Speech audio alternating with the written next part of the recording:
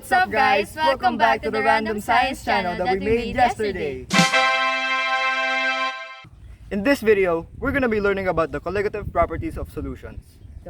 Colligative is a term that describes the properties of a solution that depends on the concentration of solute particles, such as salt in salt water. What we want to know is how these concentrations of solute affect the properties of a solution in terms of boiling point and freezing point. This is a grain of salt. Can't see it? Look closer. Pretty cool, huh? Now this is a grain of salt dissolving in water. Now that's way cooler. Notice the difference in the water? Of course not.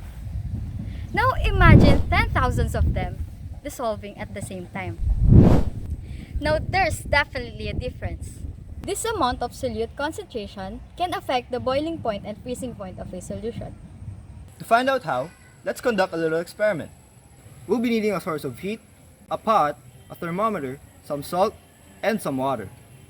So what you want to do is you grab your pot, put it on the stove, and pour the water in. After you put the water to a boil, take your thermometer and record its temperature at boiling point. Take note of this temperature because we will be coming back to that in a minute. Now do those same procedures again, but this time, we'll be adding a cup of salt into the mixture. When it reaches boiling point, notice that the maximum temperature changes compared to boiling pure water. This is because of a phenomenon known as boiling point elevation, where a boiling point of a substance increases when a non-volatile solute is added to it. This happens because the presence of solute particles at the surface of a liquid prevents the escape of water molecules into the gas phase. This lowers the vapor pressure of the solution. And for a liquid to boil, its vapor pressure must be equal to the surrounding atmospheric pressure. And since the salt lowers the vapor pressure, the solution needs to reach a higher temperature to achieve this. So with that being done, let's move on. So with that out of the way, let's move on to our next experiment. First, you want to fill one beaker with ice. Then you pour some water halfway through the beaker. Give it a little stir and let it settle for 2 minutes. After that, records its temperature. As you can see, the temperature settles at 0 degrees Celsius, which is the freezing point of water. Now grab your other beaker and do the same procedures again, but this time, we'll be adding a cup of salt into the mixture.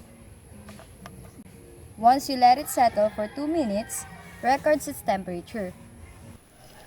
Notice that its freezing point is now lower. This is because of the phenomenon known as freezing point depression, where solutes interfere with the formation of the ordered crystal structure that is necessary for substance to freeze. Think of it like this. The salt particles are like obstacles on the dance floor. The water molecules have to work harder and find their partners to form the ice crystal structure.